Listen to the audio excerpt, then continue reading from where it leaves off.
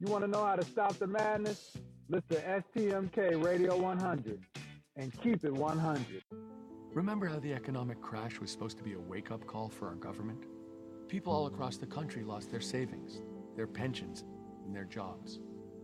I'm Tom Steyer, and it turned out that the system that had benefited people like me who were well off was in fact stacked against everyone else. It's why I left my investment firm and resolved to use my savings for the public good. But here we are 9 years later, and this president and the Republican Congress are making a bad situation even worse. They won't tell you that their so-called tax reform plan is really for the wealthy and big corporations while hurting the middle class. It blows up the deficit, and that means fewer investments in education, healthcare, and job creation. It's up to all of us to stand up to this president, not just for impeachable offenses, but also to demand a country where everyone has a real chance to succeed. Join us. Your voice matters. At the Table with Reverend Bill Miller on STMK Radio 100. Check out Reverend Bill Miller's Bible study radio broadcast live on the new STMK Radio 100 at 8 p.m. Eastern Standard Time and 7 p.m. Central Standard Time. Please listen in and support him as he joins the realm of broadcasting to encourage believers and offer the comfort of God to others across the airwaves. At the Table with Reverend Bill Miller on STMK Radio 100. Also, feel free to contact him for prayer, counseling, and conversation at brobill9608@yahoo.com. That's BROBILL 9608@yahoo.com. At the Table with Reverend Bill Miller on STMK Radio 100.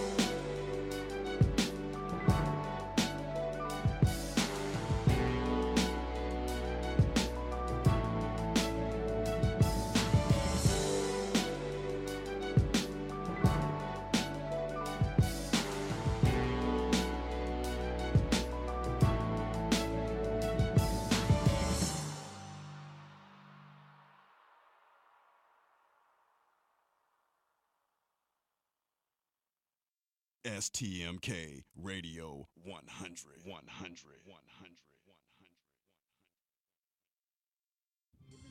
You're listening to Stop the Madness, Keep It 100 with your host, Sean L., Let, and Tone the Stone on STMK Radio 100.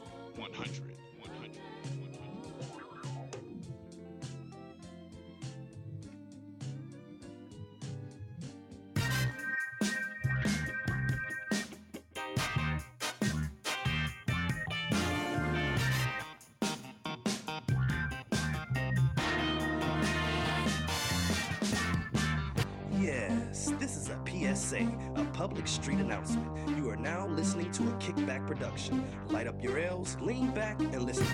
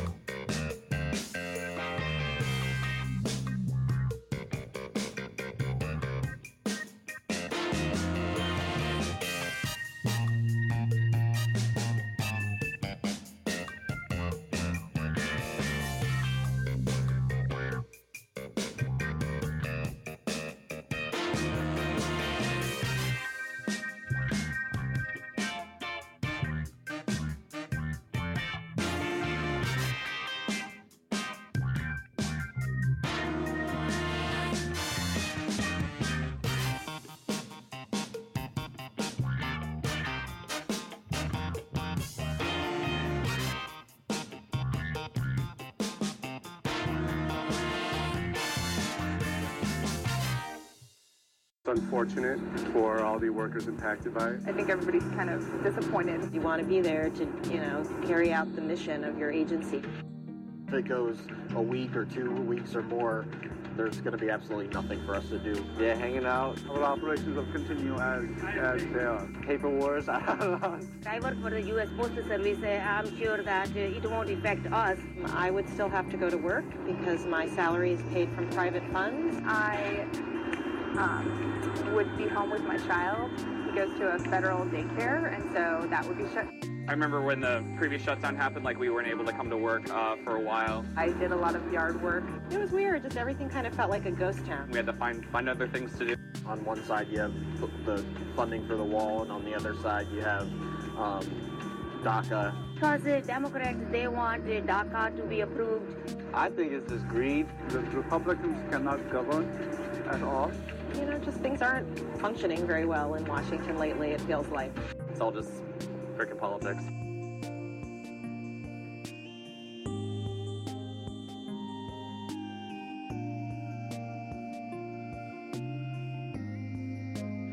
Well, very simply, you have to get everybody in a room. You have to be a leader. The president has to lead. I hear the Democrats are going to be blamed and the Republicans are going to be blamed.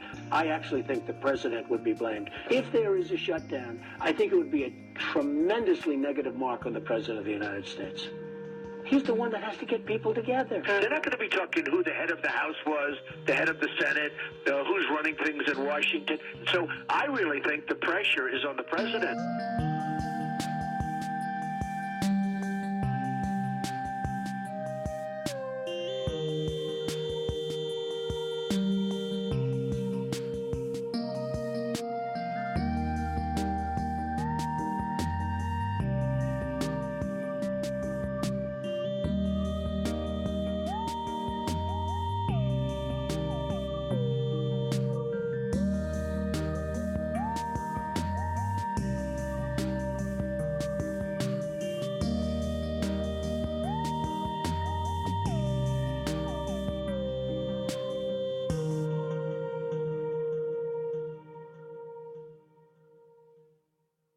Good evening and welcome.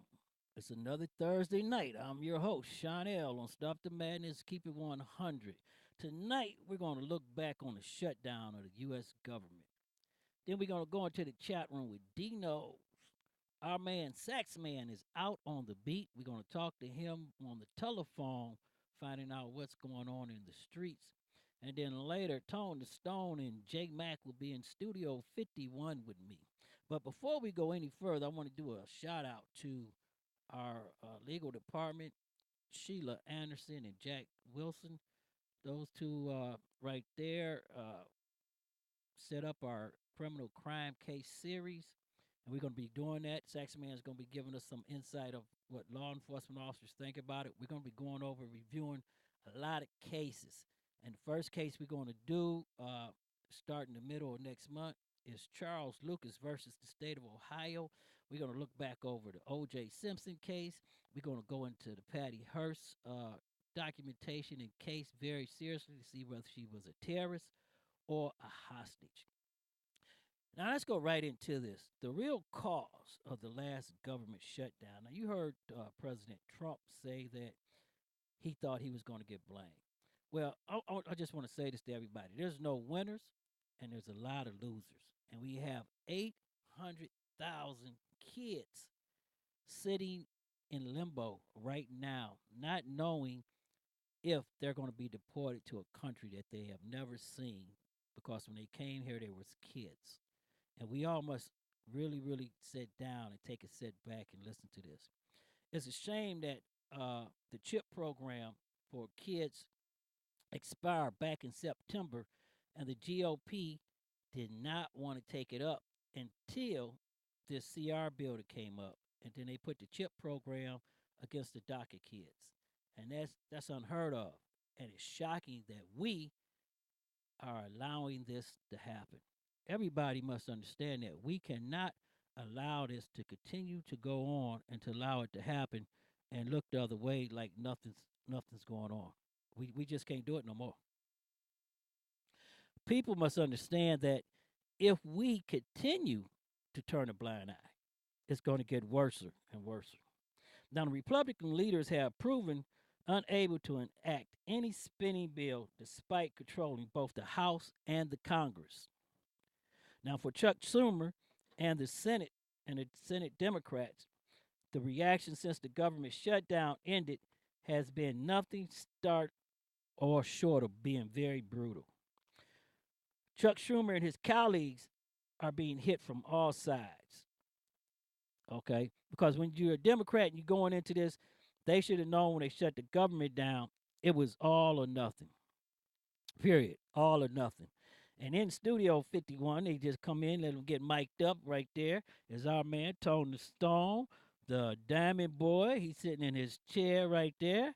What's up, Tone the Stone? I know you're trying to get yourself together, but go ahead. What's up, Sean? I ain't got nothing in my headphones, though. I know you don't. There you go. How you doing right now? I'm good. What's up, brother? What's up? Stop the madness, everybody out there. How y'all feeling? J Mac, you got J Max in the house, our brother from the shop with all the good gossip. How you feel, Sean Howard? Yes, I'm right here. How y'all doing out there? J Mac is in the house. Everybody's doing fine. So, I was starting off. We started off with the shutdown right there. Tony Stone and I was saying for the Democrats, when you shut the House down, you got to do it for long term. This can't be no short term deal right here. You knew that Trump wasn't going to give in. You knew that Republicans weren't going to give in. So you have to go in for the long term, knowing that you're going to catch some heat on that. Well, I don't single the blame on the Democrats or the Republicans. They are to blame, and Trump is. I know it's not really his. He's really not the say all be all in this matter, but just to pick on him, since he is the so-called leader of the establishment, he's supposed to be the big businessman, the big deal maker. He should have worked this thing out. Because the truth of the matter, Sean, you said it shouldn't have been for the short term. It shouldn't have been at all. The government shouldn't have had to shut down at all. Well, the Republicans has proven, as I said earlier, despite having the House and the Congress, they can't govern. Okay. Right. They're too extreme. They're too personal. Right. And they don't want to sit down and compromise. Mm-hmm. And the biggest problem that we're having right now in government, and this goes on both sides, nobody wants to sit down and do what the forefathers have said for us, and that is everybody sits down at the table. Do it for the people. They doing it for what they think is right, what they believe in. Do it for the people. It's not your not. They getting their personal feelings involved in these politics, and that's the big problem with them. That's the Not only that, they doing it for 30% of people. You know, when you let extremists like Stephen Miller. They doing it for their family and close friends. Right. That's what Exactly, they doing it their for. family and close friends. And But Stephen Miller is. invested in. Stephen Miller went into Trump's office, who is a white supremacist, Mm-hmm. and nailed Trump down to a decision. Because if you take a step back, the DACA deal was done. The president told him, "Bring me the bill. I sign anything, and I take the heat." Mm-hmm. Okay. Then Stephen Miller and them went in there and said, "Hey, your base ain't gonna like this, because if you look what he said in Sweden today, he told them that he would give the DACA kids amnesty, and in 10 to 12 years they can become U.S. citizens." Mm-hmm. What the Breitbart put out immediately after that statement broadcast, they called him Amnesty Dime. Okay, so that means the white supremacists are already coming up, building on the radio right now. And as we talking, they're talking to their base that Donald Trump is going to give these people amnesty. Mm-hmm. Matter of fact, if you look at the commercial they did, I don't know if you've seen the commercial, J Mac. If you've seen this commercial they put out called "Democrats Murder, Complicit to Murders." Okay, if I saw that, if any, for everybody to know, we got the thing there. We're gonna play it later on. Matter of fact, Council, the Senator Tammy Duckworth even had to go off. She's a military veteran. She went off on Donald Trump and talked about that. But let the control room pull that up. Let's listen to that right there. Before we play that, Sean, I want to say one thing. Like that's a real issue. The DACA and these dreamers, these kids. This is a real issue, but this is not the issue that should be shutting our government down, if it ever has to shut down. But I agree with That's showing how racist they are, though. Right, but I agree with what Tone. You know what, Tone. I'm gonna have to say this. If the Democrats don't take a stand, the Republicans going to push their agenda down. They're cutting programs like the Meal on Wheels program that's being cut and underfunded. You know how many elderly people depends on Meals on Wheels? Okay, then they're cutting the SNAP program. You know how many kids depend on the SNAP program? Then they're cutting the school lunch program. Well, this just comes to show how they're not in touch with the people, the Republicans. They don't know any of these people, so they don't take it personal. That's correct. That's correct. They don't know. They don't. All their people, they know they're well off. They don't know any people that need Meal on Wheels. And that's the problem right here. That's why we have to look out. Remember, we talked about Highway 31, because we have to now, everybody, the Republicans, Democrats, the 47% that didn't go out and vote, and this, everybody has to understand, we now have to look out. They're talking about cutting Social Security. They're changing the disability law. Think about the people who's been out of work on disability, and there's a lot of them. I talked to some the other day on the Chicago Morning Show. They don't know what they're going to do. The stress that the people up under. So when you get the people that's only looking out for big businesses and the man with the money, the people have to step up and step in. That's where I'm at right now. I already understand that when DACA was the issue, which Trump created this problem, but he created this problem because he told his base he was going to do this, okay? But the problem is that when they put the CHIP kids funding the kids' healthcare program against DACA, now you have to choose.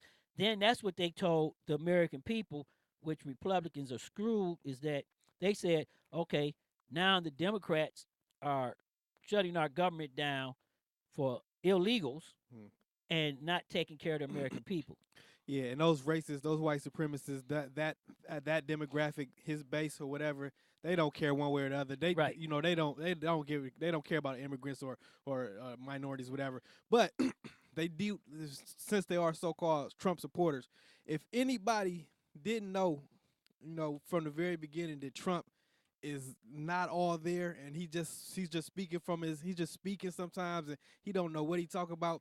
If you didn't finally realize that when he made the comment about the babies being born in the 9th month. Oh yeah, I forgot. But you know, if you didn't realize that now, that this man probably doesn't, I ain't gonna say he doesn't have any idea. He doesn't read what he's doing. I'm saying he has no business in this arena, on this stage. But right see, now. you have to understand, something. Because everybody has a slip of the tongue, right? But that's something that you know. He doesn't know policy, but see, that's something you say when you out of. Think about this, Tone. Think about this. Whacked out. When you've been the golden boy all your life and you never had to do anything, learn anything, you don't pay attention to the particular issues that you're doing. He expect that he's trying to run the government like he runs his business. But can I have a quote from People's Magazine, 1988, from Donald Trump? If I were to run, I would run as a Republican. Come and tell you, Mike, just a little bit. Okay, this is what he said this is 1988. This is Donald Trump was quoted as saying, if I were to run, and they asked him would he ever run for president. If I were to run, I would run as a Republican.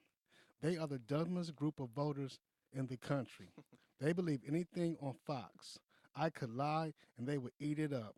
I bet my numbers, it would be terrific. And he said he could shoot somebody on Times Square. The future because he know the Republican base that good. Well, that's his honest feelings back then, right. 20, 30 years, 20 years ago. But he predicted the future because he can read them people. He can read them how personal and how they base everything based on their personal feelings. No ration, no common sense. No ration. Yeah. That's why. But we have to look at this. Let's step back. No rationale. I mean. Well, let's step back for this for a minute. Just look at the broader content of this, okay? Why was there an end game in January 2018 that led to the shutdown, okay? When this should have been taken care of back in October, okay? So Trump was required by the Constitution to submit a budget. The House was required to pass a budget, okay? And the Senate to approve the budget, okay? So why are we waiting till the last minute, 12:01 Friday, okay? Because they treating it like they playing a game of cards. Because they're still going to get paid, first of all. Right. That's why. Well, see, this is the thing. What I'm talking about. Who? The politicians? No, Congress. The shutdown don't affect them. Right. That don't affect them. Right. So it don't make no difference either way. They're the central employees. If the government shut down, they should be the first who have their pay put a froze or whatever. They should be the first. See, but I don't think we should be passing any CR bills. And this is something that I told all the activists. And last week, the Democrats had their endorsement thing, okay, out in Euclid, where they was endorsing judges, state senators, district wards like District 10. Cassandra McDonald was running for District 8. Billy Sharp is running. Some other good people running. Judge Kerry Howard has got some endorsement. We're going to have them on the show, and we're going to talk to them about some of this because when you look at this right here, if we do not step up for 2018 and take back our local state houses, okay, because that's where our fundings and stuff come back. And we're going to talk about that later on in the show with J Mac, and we got to think about capital and the black community. And we're going to really get deep into that. So I want everybody to stick around. Facebook Live, YouTube, welcome with us, just tied in. We haven't hooked up into our Facebook yet because of the contract, so we do that a little bit later. But, Tone, what's happening right now is, and J Mac just hit on it, the Republicans have been so nasty to people, and I've always looked out for big business, but we can't take we got to take the blinders off now, okay? And I want to say this before we go into hear Senator Duckworth tell Trump and hear Trump's commercial. The hate for President Barack Obama is the reason that we are in this situation right now. You go to Facebook, personal feelings, and you're right. You go to Facebook and you look at a Facebook post. The minute somebody said something about Barack Obama, everybody come on there nasty, had their opinion, had the standards, talked about the Constitution. The minute Trump is doing it, now it's okay. They taking sides. But the problem is when you take your sides like a football game, somebody has to lose and somebody has to fumble the ball, okay? Nothing always run naturally. That's like if you look at the NFL game when it came out against the players kneeling, okay? Somebody always going to take a side. Somebody's always going to be on the losing side right there. Now, when the racists and the Supreme Ku Klux Klan and all these anti-Semites came out, what they don't understand and what Trump don't understand, you can't be partners with these people. They have no loyalty to you. If you get off of their agenda. Okay, they eat their own. Okay, just like Israel right now. Trump telling the Palestinians that they have no money if they don't come to the thing. He's talking like a CEO, okay? The Palestinians been fighting for 100,000 years. They don't care about no money. Jerusalem means more to them than anything in life. Another matter where Trump where Trump, in this particular case, Trump, because he wants to put the U.S. embassy in Jerusalem, right? Right. So, like, this is something that's specific and personal to that locale. Like, these people have been fighting over this land. That's something that's unique, or not unique to them, because everybody fight over land, but that's something that's personal to them, those people over there. Now, Trump's picking sides, like, he has no business picking sides in this matter, Right, because if you look at it, when he picks sides, Tone, and you're right with this, now the Palestinians are saying, if Jerusalem ain't on the table, America is not inside it. We don't want to talk to America. So now Trump has picked a side where there is going to be more violence and possibly a war that we're going to get tied up into over there, because I'm looking at Trump. And Trump said something about Barack Obama, and I'm going to bring this back because I was talking about President Obama and the hate for him, and this is what's bringing out everything and everybody around, because we thought in the 60s and 70s, J-Mac, that we hid that, okay? And actually, our forefathers, what happened is we didn't hide it, we buried it, and we didn't cover it up, okay?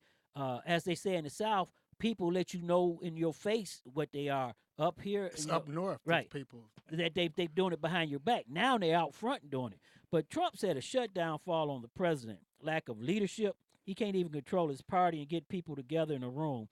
A shutdown means a weak president. Now that was Donald Trump's own words. And I say this, as we said before, how karma comes back.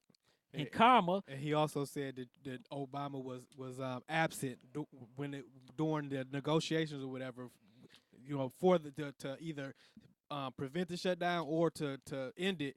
And look at him. And look at karma. Karma has came back and grabbed him by the hand. See, words have meanings. Everybody must realize that. Yes, it does. But at 70 years old, if you don't realize that, then you a wacko, man. Well, you're right. We was talking about that. But you know what? I'm not gonna say Trump is because the book we did the book last week. I'm not gonna say Trump's a whack or anything. I'm gonna say he's uninformed and he ignorant, and he doesn't want to be informed, because when you have money, you used to telling and dictating to people, and that's what's going on right here. And we're going to talk about that later on in the second hour. But the control room has pulled up Tammy Duckworth, so let's listen to her for a minute. Senator Tammy Duckworth Saturday called out the president for his racist remarks of calling senators murderers and complicit to criminal acts by defendants. Mr. President, this morning, Donald Trump tweeted that, and I quote, "Democrats are holding our military hostage in this shutdown."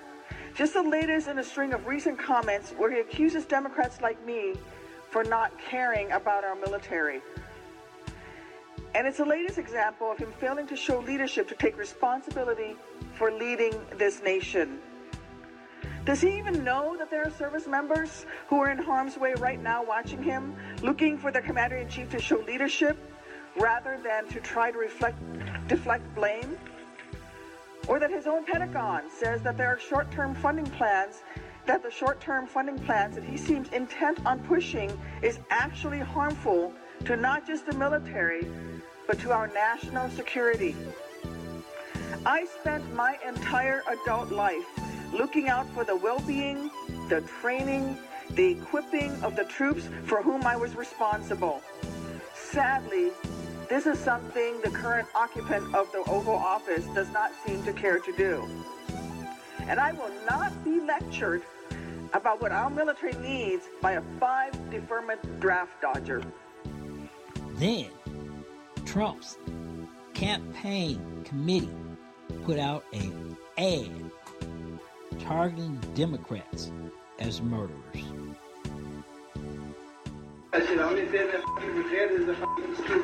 That's illegal immigrant Luis Bracamontes, charged with murdering 2 police officers. It's pure evil. President Trump is right. Build the wall. Deport criminals. Stop illegal immigration now. Democrats who stand in our way will be complicit in every murder committed by illegal immigrants. President Trump will fix our border and keep our families safe. I'm Donald Trump, and I approve this message.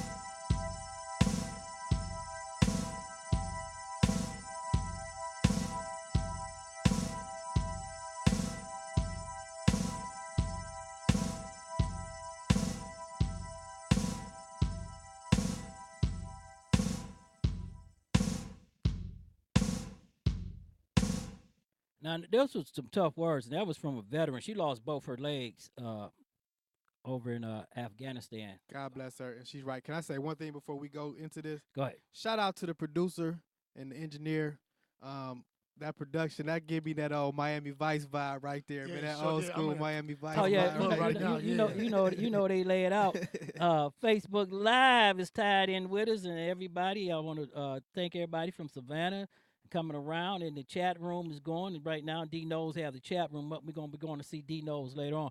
But if you look at this right here, I'm going to say this right here because everybody want to blame the Democrats for the shutdown. Mm-hmm. But you have to look at this. 4 Republicans voted against the bill also. So that means all the Republicans wasn't on the board. Like Senator Mike Lee, he voted no. Mm-hmm. And then you had Rand Paul from Kentucky, he voted no. And then you have whatever happened to Rand Paul? Rand Paul. His daddy was the other one. And then you had Senator Jeff Flake, and then you had John McCain that wasn't there, okay? And then you had Senator Lindsey Graham of South Carolina vote no. So the bill wouldn't have passed anyway unless 10 Democrats came on. And now the Democrats in the red states signed on to the bill, okay? And that's where I have a problem with now, because either you stand on the principles with everybody or you don't stand on the principles, okay? Well, you know what, Sean? It might have been last week that you said we need a 2-party system, a 3-party system doesn't work. But in actuality, like, see, this is the thing. If you're going to be a Republican, then that means that what those racist white supremacists stand for, you're saying you stand for that too. So it gets mixed. It gets mixed up. It gets cloudy. No, I'm not gonna put all Republicans on that level. No, they're not. They're not. I'm not saying they are, but they're fighting. Their so-called cause is the same cause.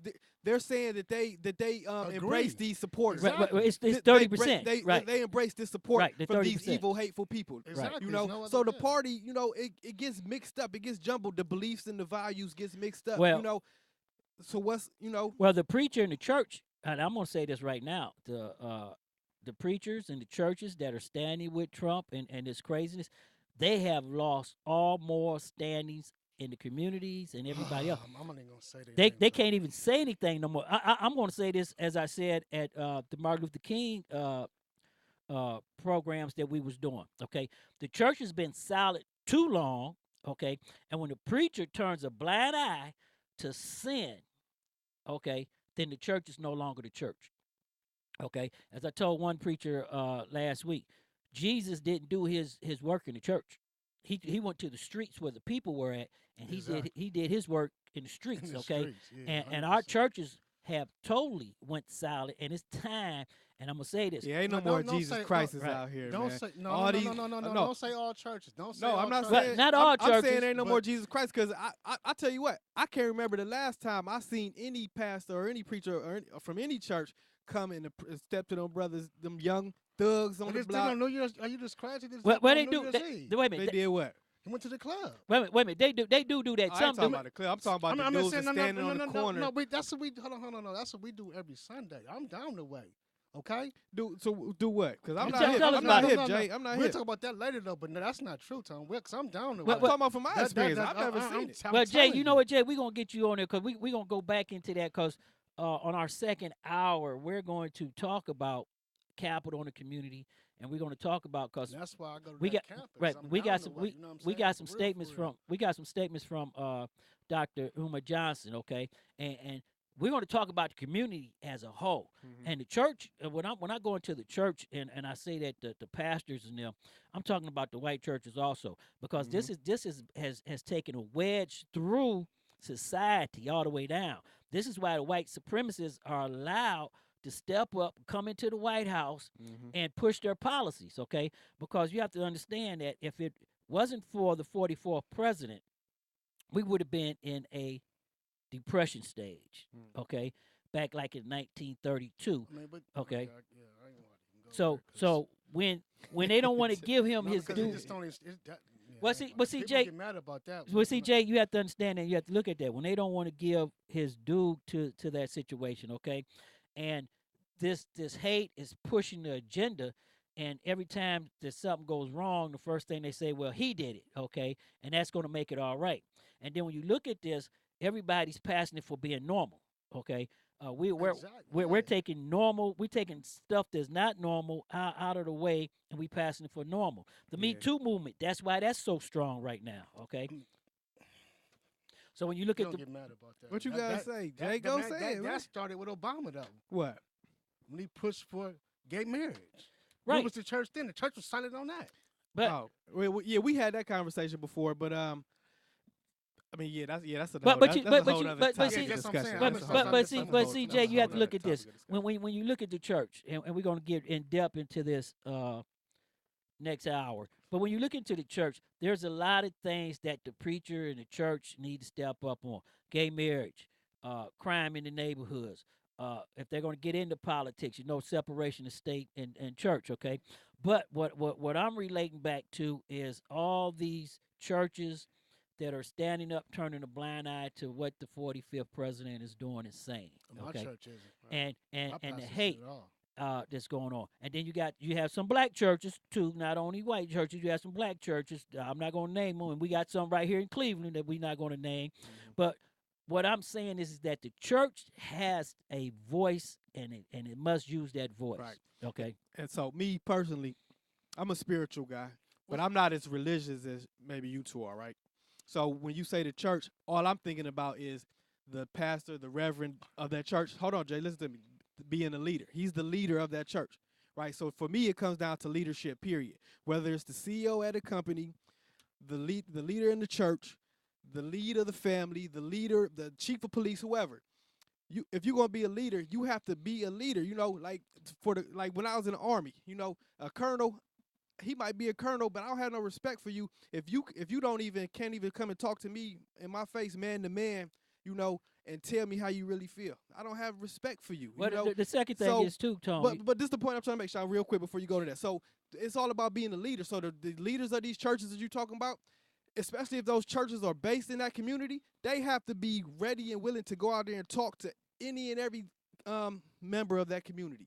Most importantly, probably those young brothers who need guidance, who are lost by the wayside. Well, not only in our community, they have to stand up for right. Okay, it's not about the black community. Right. It's about right. I'm talking about right. I'm not right. talking about See, black community. I'm not talking about the church. I'm talking about leadership. Right. Period. That's a sign of a true leader.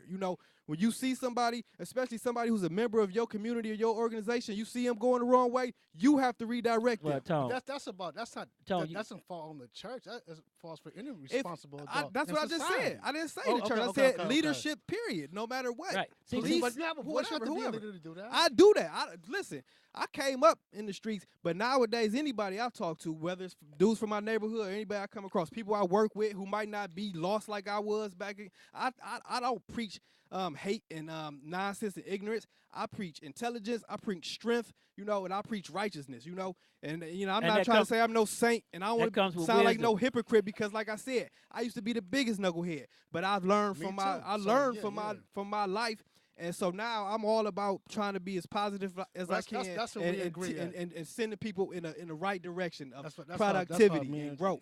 Exactly. You know, and can't nobody say I don't do that or I don't try to do that, And no matter who I talk to. And that's what we love about you, Diamond Boy. But also the issue you have to look at when the preacher is living like a king and his flock is still being poor. There's a lot of issue that the churches have to address, and their silence has cost a lot when it doesn't go out into the community. I don't care if it's police shootings. Mm-hmm.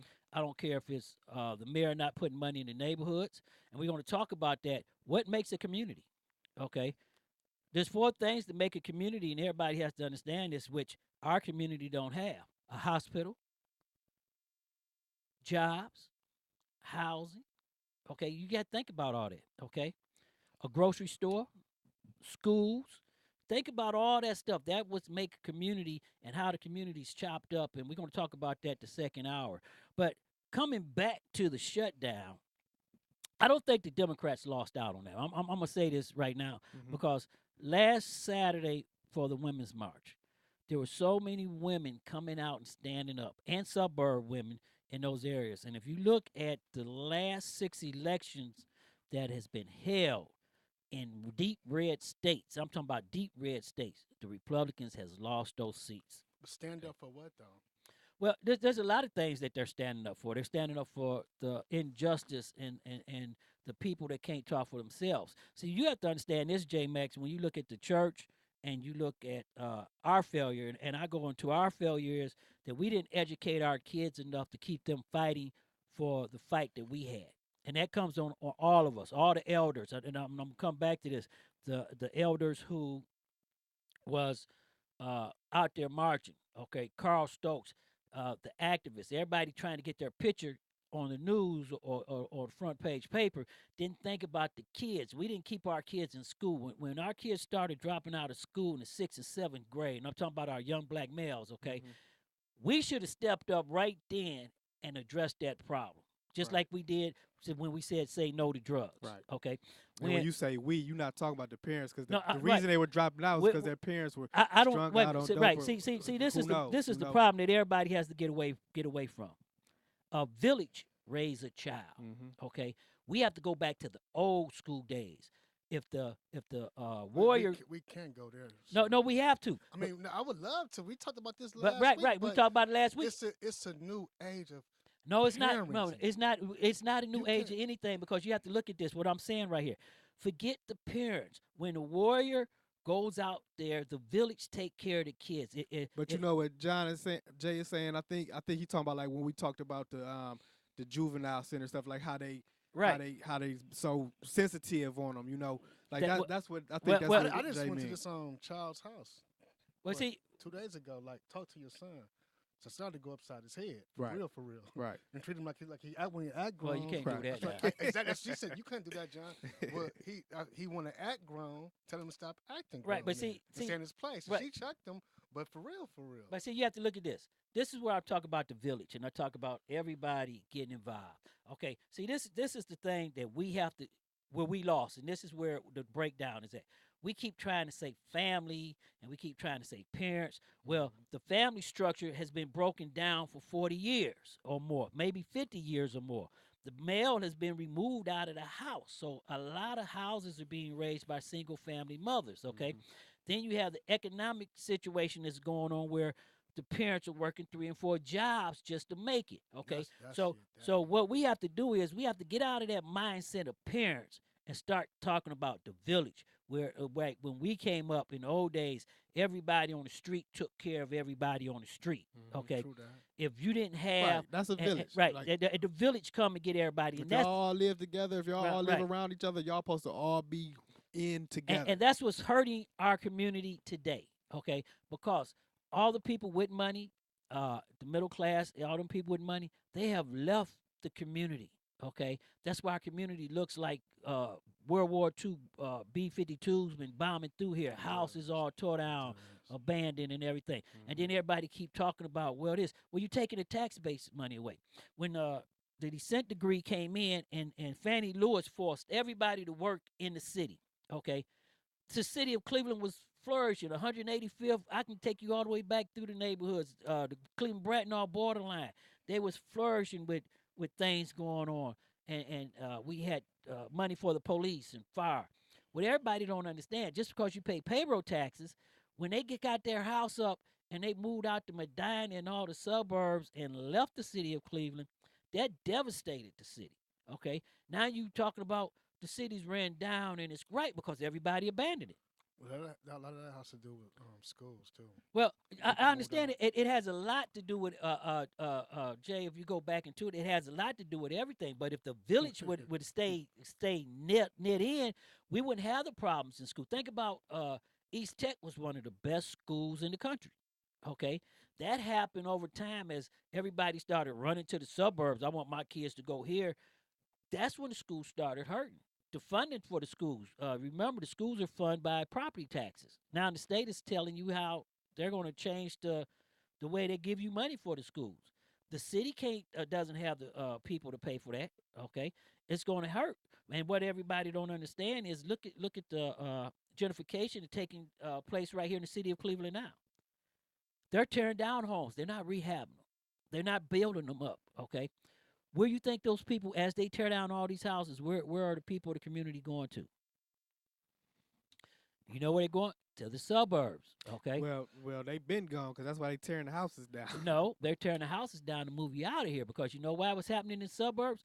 You talking about the rest they trying to get rid of. See, as the people move to the suburbs, what everybody doesn't realize is we're going to have, matter of fact, the real estate agent, we're going to get on next week. He's going to come in. As the people in the suburbs spend all that money and their parents' houses, so they left, they mortgaged them out or whatever. Right now, you have Section 8 in Willowick. You have Section 8 out of Willoughby, Strongsville. Those are low-income families because the people couldn't afford their houses, okay? So they're accepting Section 8 and bringing those people out, okay? So imagine this. You're in a $359,000 house, okay, and the same thing that you try to run away from is living right next door to you. Okay, so you can't go nowhere now. Well, you can't say everybody on Section 8 is.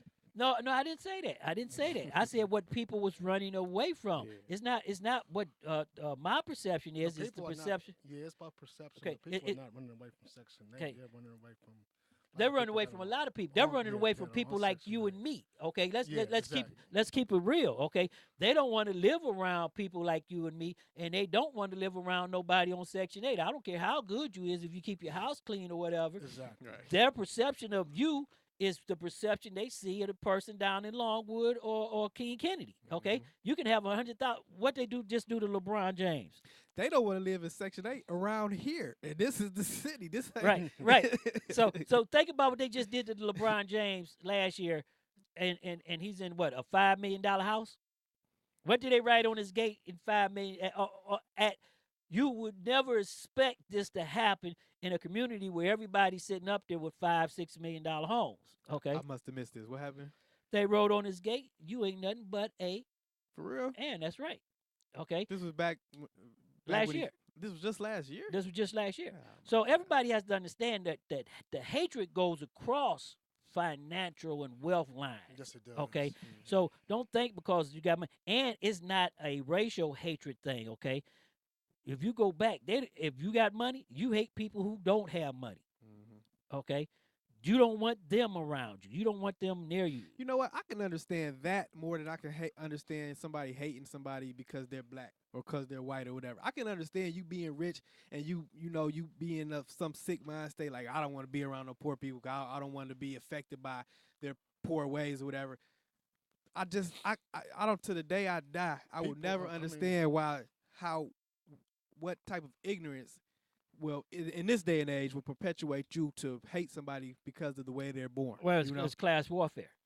No, I'm not talking about the class. I'm talking about the racism. Right, but see, that's where it started. Okay. Oh, but no, I'm talking about today. I'm not talking about 100 years ago or. I mean, hate is hate. It's not gonna change over time. Yeah, but I'm saying like it's nothing more stupid than to hate somebody just because they're black or because they are Muslim or whatever, man or woman, whatever. Well, let me ask you this question: if you rich, I can understand, like, it makes more sense to me. Like, I don't want to be around no poor people if you rich. I can understand it. But let me ask you this question, Tone. He's black and he's rich also. Like, wow, he got just as much money as me. They don't like that. But let me ask you this question that's right what here. I'm saying. I don't understand. But let me ask you this question right here, Tone. If you go back, the only way I can stay in power, so you have to look at this, the power structure, okay? Because this is what was set up under yeah, but if you talk about race, these poor white people don't have no power, so they not in no power, and they still hate black people for what? That's what I'm saying. But you have to look. It makes no sense. It's complete ignorance. No, but it's you have complete to, ignorance. But Tone, you have to look at it.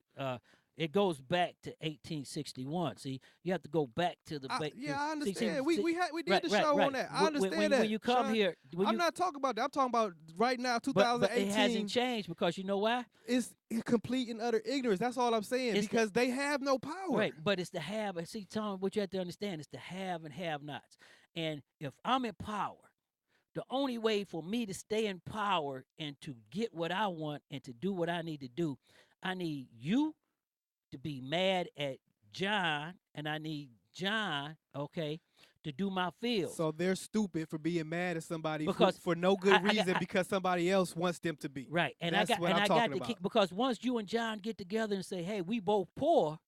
Exactly. And we need That's to what have I'm saying. right. It's We complete need and utter ignorance. We need to have listen more. Listen to what I'm saying. Once you and John I already know what you said. Right, get together and say we both poor and we both need to be working to build this up and we need to be helping each other, then I can't have my power. Okay, and that's the structure right there. The 1%. And Sean, what you're saying is that it depends on the person in power manipulating they already manipulated. Oh, that's all I'm saying. How stupid are you? How stupid can you be? No, but Jay, this is what I'm saying. How stupid can you be in 2018 to still hate somebody because somebody in a position of power wants you to because it benefits them? Your parents did. Don't you realize that? But wait a minute. But you know what the answer to your question is? What's that? Why you think they hate the Mexicans? Because they stupid. And they want the Mexican gone. Okay. The Mexicans not stupid. The people who hate them right. are stupid. And you know what? Because they've been told that the Mexicans are here to take their jobs. What is they pushing right here? The Mexicans are taking the good paying jobs from you. You tell me one good paying job the Mexicans are on. Okay? Shit, one of the richest Big Papa. He was one of the richest person in the world within the last 10 years. He probably still on the top 5 list.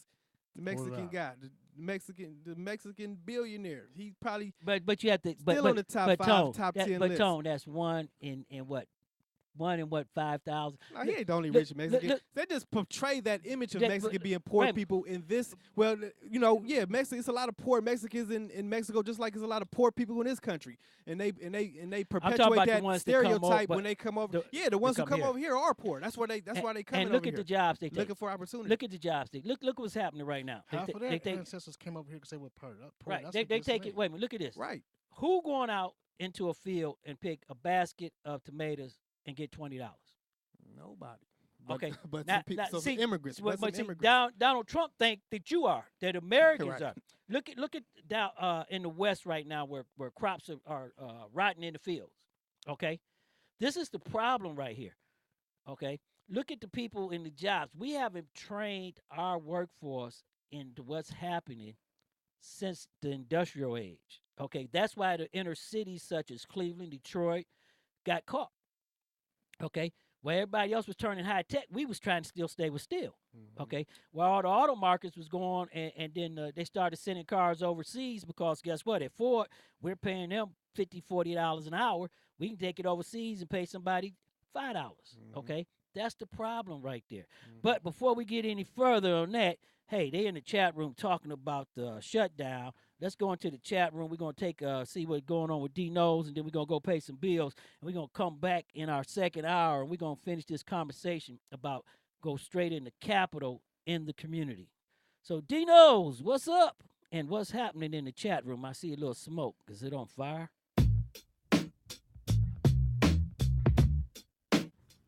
Well, Chanel, they're letting their opinions show. Democratic Senator Tammy Duckworth of Illinois, who lost both her legs during an explosion in Iraq while serving in the U.S. Army, blasted Donald Trump during her remarks on the Senate floor Saturday. I spent my entire adult life looking out for the well-being, the training, the equipping of the troops for whom I was responsible. I will not be lectured about what our military needs by a 5 draft dodger, Duckworth said. Trump shutdown. Hashtag it's time to get out and vote. Real Deal 88. A shutdown falls on the president's lack of leadership. He can't even control his party and get people together in a room. A shutdown means the president is weak.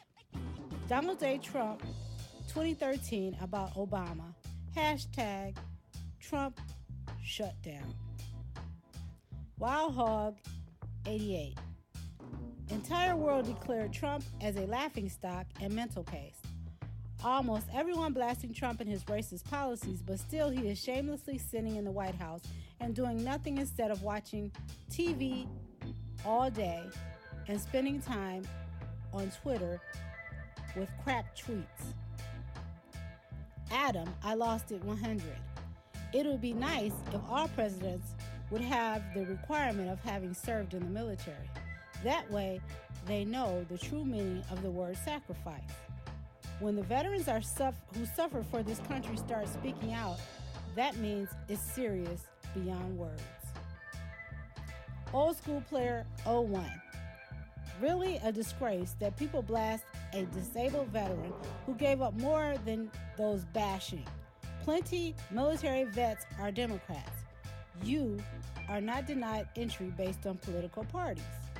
Senator, you are a true patriot. Thank you for your service to this country, both in the military and as a U.S. Senator. You deserve the utmost respect and nothing less. And that's what's happening in the chat room with Dee's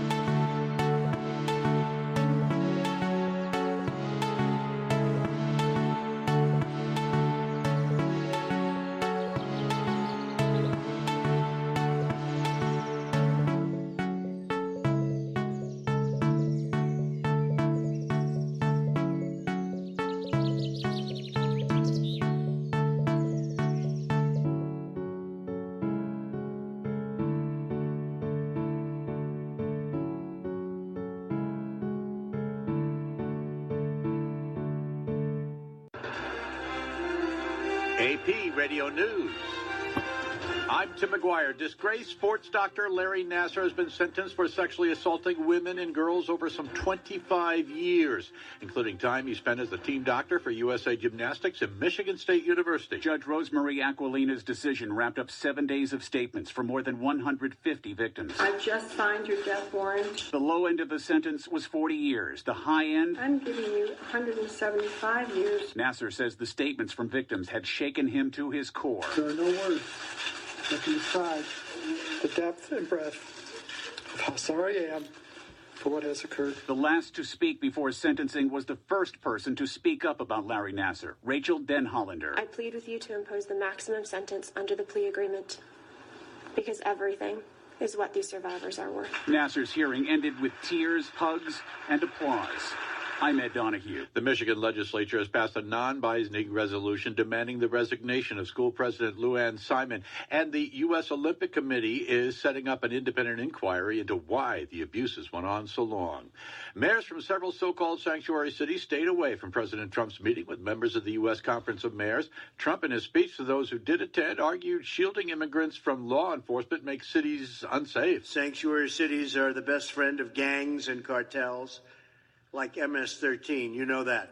The boycott follows a Justice Department letter to mayors of some 24 jurisdictions threatening subpoenas unless they prove they aren't withholding information on citizenship or immigration status of people in custody. United States says 4 American citizens were killed and 2 others wounded in the Taliban attack over the weekend on the Intercontinental Hotel in Kabul, Afghanistan. 22 people in all, including 14 foreigners, were killed in the 13-hour siege. This is AP Radio News.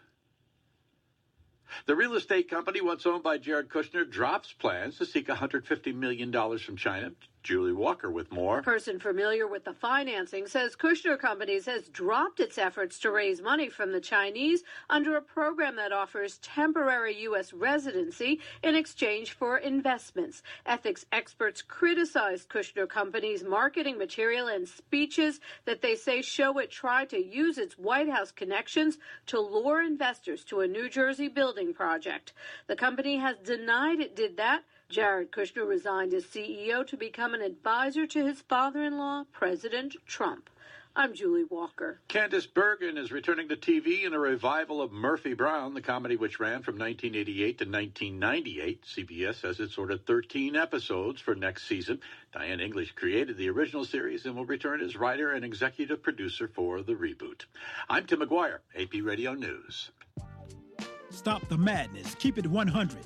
The best talk show on the web is here on STMK Radio 100 with your hosts, Sean L., Let, and Tone the Stone. Come join us from 6 to 8 p.m. Mondays through Fridays. Stop the madness. Keep it 100 with live call-ins, heated discussions about current events, politics, national news, weather, and sports. Join our live online chat room and let your opinion show. Download our phone app. Stop the madness. Keep it 100 on STMK Radio 100. Come join us from 6 to 8 p.m. Mondays through Fridays. The best talk show on the web is here on STMK Radio 100. Call us at 1-866-484-7865. That's 1-866-484-STMK. Stop the madness. Keep it 100. Computer and smart device. Progress never stops, and neither do you. You need to hear the latest news, commentary, and interviews. Download the free app with your all-access subscription and stream every Progress show no matter where you are. Anywhere, anytime. We're here. Active, essential, progressive. This is Chassie Hawthorne from sunny California, and I listen to STMK Radio 100. Stop the madness. Keep it 100 on Facebook Live.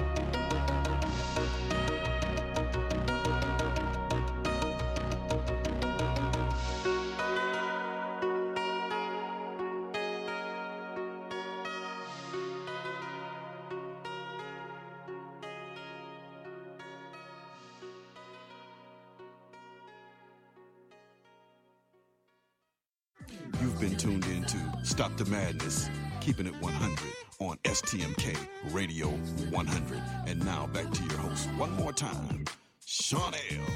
Let and Tone the Stump.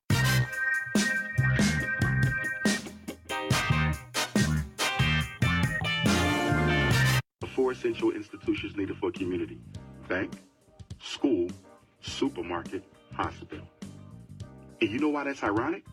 Last year, Black America in 2016, we spent $2 billion on Air Jordans, $4 billion on liquor and alcohol, $600 million on fast food, and we bought twice the amount of Mercedes-Benzes as white America, although white America has twice the wealth of black folks. Now you look at that right there, what the doctor just said, Tony Stone, and you have to ask yourself right there, why our community is having that problem. Foolishness. But I think those stats might be a little off. I'm sure they got way more than twice the amount of wealth as black folks. Well, you look at that. The richest 3 people in the world got more money than 80% of the country. So, and I agree with both that. White people. So, well, I'm talking. I want to get away from race. See, this, I'm just saying. Right. See, this is the problem when we talk about something. I want to get away from race. I'm talking about just our community, our people. Alcohol. That's a staggering amount of money we're spending on alcohol. Mm-hmm. Look at Chinatown. Look at Little Italy. Look at all that. We don't have no little black town. Mm-hmm. Think about it, okay? We don't have grocery stores in our neighborhoods, okay? And he said the 4 things that you need. A bank. What black-owned bank that you have in the community?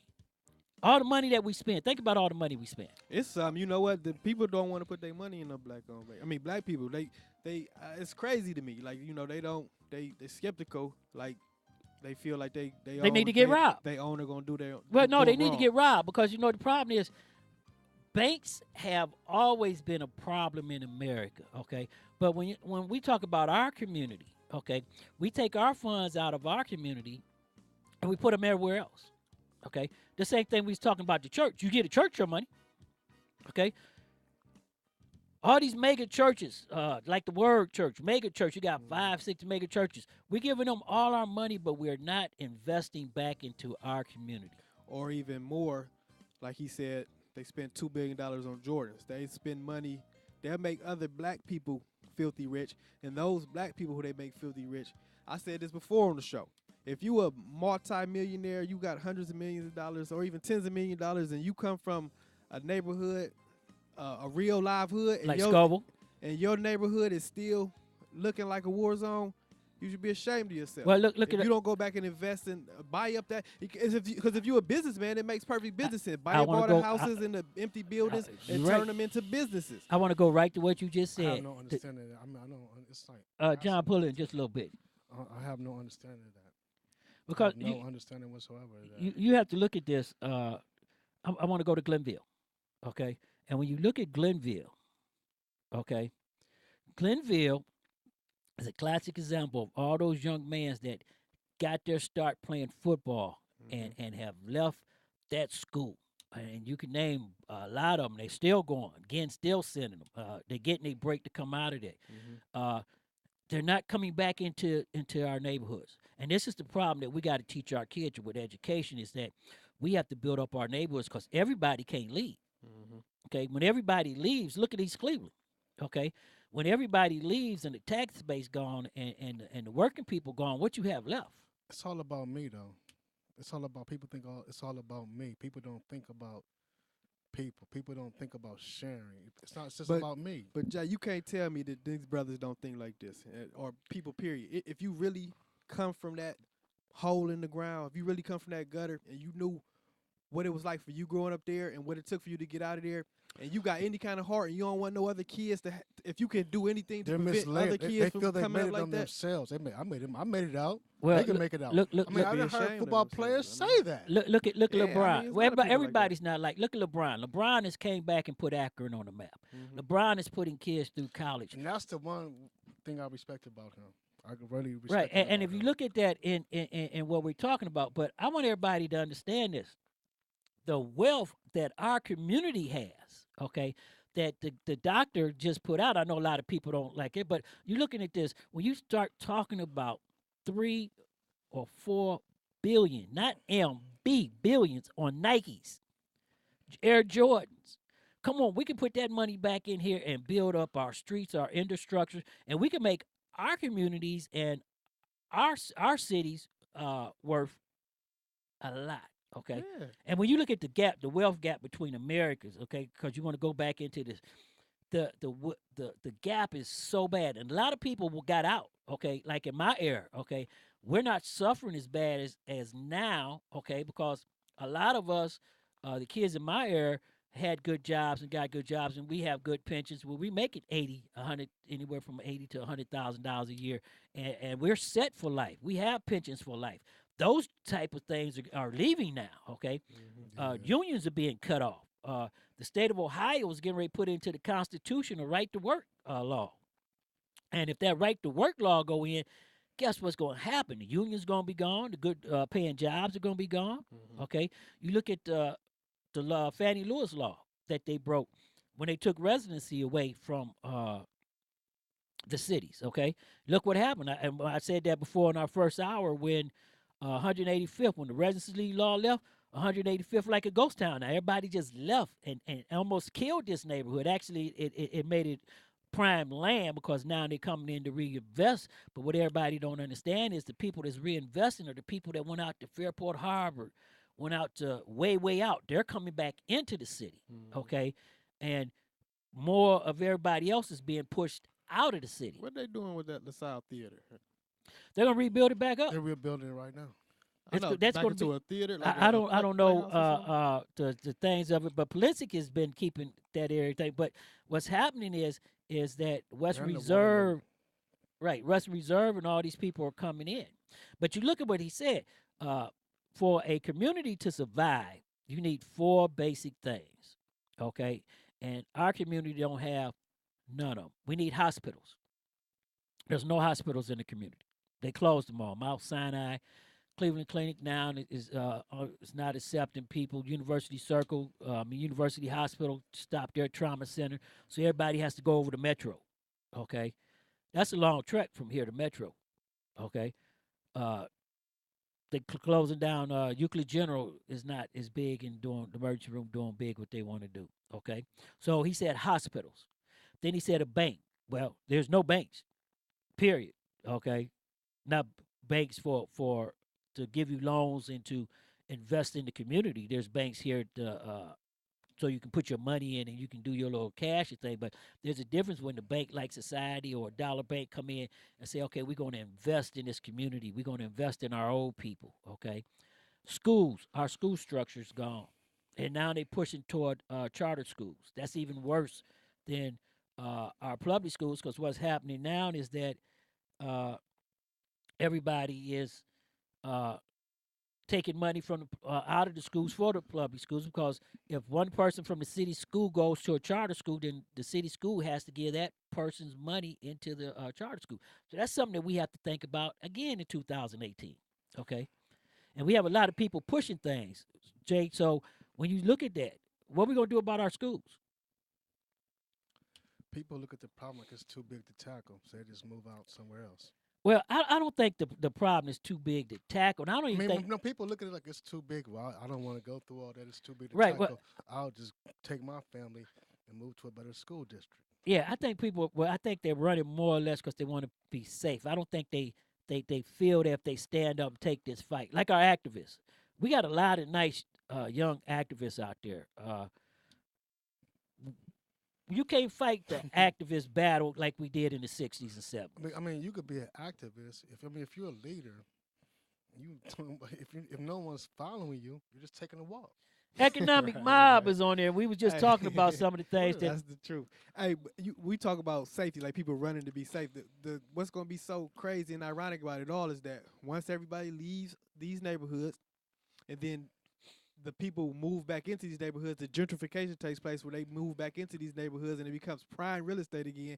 Nobody's going to be feeling unsafe around But here. not only that, what's going to happen is you're going to be locked out. The trouble is going to follow you wherever you run into. If you running from something, you're gonna be running your whole life. Well, we said this earlier. Remember last week we said this with our man on the beat. If everything is taken and broken in the inner city, okay, think about this. People going to go to where they can get some. That's why people are being carjacked in Rocky River. Mm-hmm. That's why people being robbed when they come out of the stores in Willoughby, from the grocery stores and all that stuff. Okay, you can't run from crime. Mm-hmm. Okay, your police department is not big enough to stop all the crime. Okay, so everybody's as the village is going to have to get together and come together and stop the crime like the Black Panthers did in the 70s and 80s. Okay, you have to look at this. You can't believe everything. You need to know your history. Okay, and a lot of people killed the Black Panthers. Come into the thing and say that, okay, we don't have the money LeBron had. Right, you don't have the money LeBron, but there's a difference where everybody gets together and say, okay, this is the way we're going to go. Mm-hmm. You don't need the money LeBron had. You need to get down to the voting booth and vote. Do your civic duty. Or if you're not sold on the system yet, like we talk about this all the time, and you know, I'm with you. Like I feel like you got to at least go down there and you have to at least believe that you have an impact. So go and vote. But I'm saying if you're not sold on that yet, then right in your community where you stay, Jay. What I'm saying, right in your community where you live, if you're not ready to go out and vote, then you need to start organizing the people you live around. And y'all need to figure out, man, what we gonna do to make this thing better for us. Because it starts. Wait a minute, J Mac. It starts right here at home. So you look at this. All the people right now in Ward, I think this Ward 8. Okay, if everybody in Ward 8 got together and said, okay, this is what we're gonna do, we can put Tone Stone in office. Because we don't even want voting for who's representing us. That's where it started. And I'm the best man for the job. Wait, if y'all. And that's where it started. Then it goes from, and you look at Brigadier Jones. That's how he got in. He got the millennials up. He got the people out there. He walked into the California. No, right here. Jerry Jones. No, Brigadier Jones. Oh, Brigadier Jones. Oh, okay, that's how he took TJ out. Yeah. He went out into the neighborhoods. Okay, and he got the millennials registered. They voted. Okay, and they got him over the thing. And now it's up to him as being a young activist, councilman, to put that change forward. Well, check this out. I have this is my next door where we grew up together. Melissa Wire, she posted this. She's planning a meeting for all the young black men to learn basic skills, how to check your oil, how to change a tire, things like that. So people are out here doing that. Yeah, I love that. Because to tell you the truth, like that's something I never learned. I learned over the years on my own. How to tie but that's tie, the type of stuff how that to change a washer, every young man, how to, fix a leaking sink, stuff like that. And not even young men, but young men in particular. Those are things that you should just learn growing up. Because it's funny because in church, people used to be waiting. Young men used to be waiting for me to get there to help them tie their tie.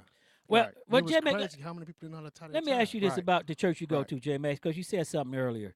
Y'all going out into the neighborhood talking to the young man. So tell us about that. Yes. No. This summer we had called a casket crusade, where we got out there and carried caskets around. Caskets. Oh yeah, I said y'all was walking down the street. Yeah. What is that? What's your? No, I'm not gonna ask you. Like this.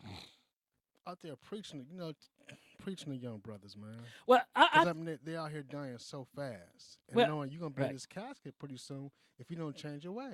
Right. Okay. And you have to look at this. I told everybody earlier about this. We East Cleveland, down the way. You know what I'm saying? That's what I'm saying. That's why the word church has different locations. Right. I like the downtown location. Right, and I just talked about the word church earlier. So they have an Akron location too. Yeah. And this is what I was talking about, the preachers coming out and the people coming out and everybody coming out into the neighborhoods, because if you don't start in the neighborhood with your youth, and the programs have to span away from the street, okay? And I'm going to say this because everybody thinks this, but if we get the young men into a position of after-school programs and something where they can come into to be constructive, then we can teach them, okay, and we can grab a hold of them. all Republicans want to do is punish them. Well, they don't want to hit they don't want to touch them before they get there. They just want to punish. Well, after that's they're already there. That's our fault, and I'm gonna say this again. That's our fault. That's the village fault, okay? Because we failed to plug the school to prison pipeline. That was the start of the school to prison pipeline. It goes back to what I said earlier: is that when we allow our young men to drop out of school in the 7th grade, what else is there for them to do? Well, how you said earlier, like you can't put that all on the parents because, like me and Tone said earlier, we was knuckleheads. But we had very good parents. Right. That's why I said the village has to step in. Okay. See, sometimes your parents can't do it. I understand everybody want to go to parents and everybody want to go to grandma and everybody. At some point in time, you may break down. You may not be able to do it. You may need some help. I may not be able to. The young lady lived down the street might not be able to reach her son, where a male figure could go out there and reach him and bring him back and put him on the proper thing. You have to go back into the system, our school system.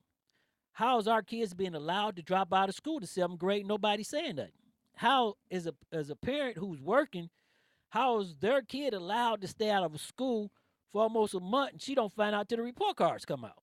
Okay, that's a breakdown of the system. I mean, it's a breakdown in the system, but like, okay, you have a single parent and she's working hard to pay the bills. They don't have they can't watch their children 24/7. That's why the system has to call her and say, hey, so-and-so's not in school. And that's why the system has to come to her and say, okay, we got to get your son.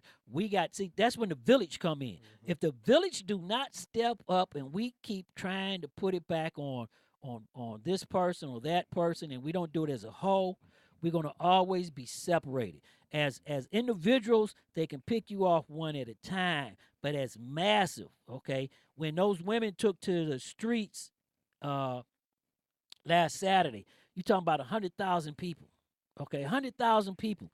You did not see not one person go up there and try to stop them. Nobody's with baseball bats, nobody's with nightclubs, no gas, no tear gas, none of that. Back to that, though, but what was like the topic of that, though? It was a whole bunch of women, but they all had different agendas, though. From what I saw, the women march was for the Me Too movement, okay, and that was basically what it is: the Me Too movement of women being disrespected, not being treated properly, and all the way. And also, like it was a sign. It was a stance against Trump. Like, you know, it was a women's empowerment movie, like empowerment. Well, not all against Trump, but it was some Trumps too. But that was like a main theme of it, to show their opposition to Trump and what he stands for and all the things that he's incited since he's been in office. Like, if you looked at a lot of those signs that those women were marching around with were specifically directed at Trump. It was, what was it? One of those late night shows. They showed some of the ladies, man. They had some creative signs.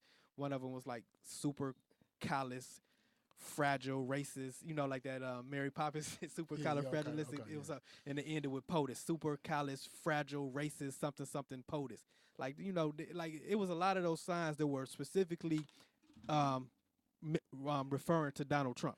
So, that was like a big theme in their movement to show up in solidarity and show their defiance and opposition. What is he going to do now? I'm just saying seriously, what is he going to do? Well, he's going to be the president for the next 3 years. Maybe he might be getting impeached. He might be getting impeached soon. You never know. But as far as for them, since he's been in office. No, but I feel like from the things I've seen and I've heard, and I'm wondering to myself, why isn't he already being impeached? For the lies. That should be a I was going to say a capital crime, but not a capital crime. That should be a serious crime to be caught lying in office, like in that high office like that. That should be a crime. You should be punished by law when you get caught lying the way this man is constantly getting caught lying. But to answer your question, Jay, like, what's it going to do? Like, today, tomorrow, in the next week, maybe nothing. But from the reports, it's incited all sorts of women to step up to the plate to get into the political arena, to run for office, things like that. So those are the type of effects that it's having. Just to answer your question, real quick. We don't go religion on here, but I feel, man. Well, you got the mic. You can go where you want to go with it. Ain't no power to protest if you ain't praying. Well, You know what? I read now since you brought up religion, I read a real good. That's not religion. So I don't believe in religion. It might have been this morning, as a matter of fact. And I just want to ask you this, since you just mentioned prayer and religion. It said, if God knows everything you thinking, right? God knows what you're thinking. He knows how you feeling, what's going on in your head. So what is prayer? So what are you praying for if He already knows what you're thinking? It's like releasing it into the energy, into the atmosphere. But let me ask you this right here, cause on the phone with us, we got the phone lines open, and on the phone with us is Economic Mob. Economic Mob, come on in on us. How you doing today? Hey, how you doing, brother? Tone the Stone, and to your distinguished speaker. How you doing? How you doing, spiritual brother? Yeah, J Mac is really bringing it about. Go ahead and tell us what you think of tonight. You know what? I was listening to the gentleman. I didn't catch the name because I'm just jumping in the show. Now. That's J Mac. That's J Mac, the brother from the shop where all the good gossip come from. Oh, okay, brother J Mac. It's nice to meet you. I'm Economic Mob, a.k.a. 809. My pleasure. But I had a question for you. Now, I think that what you're doing by taking the coffin or the casket out into the street and talking to individuals is like a wonderful thing, okay? From a spiritual perspective, it's very, very cultivating. Casket Crusade. I wonder if you were familiar with the story that dealt with Hiram Abiff Asar. From like a older spiritual philosophy, and it actually dealt with a story of a son basically being tricked into attending a party. That party actually being his own lust and grosser world views and perception. Educate me, brother. Can you hear me? No, y'all can hear you. Why don't you educate me? I'm not familiar. Oh, okay. The Sarin story basically goes back to 3,100 BCE. It deals with a trinity consisting of Haru, Asar, and Aset.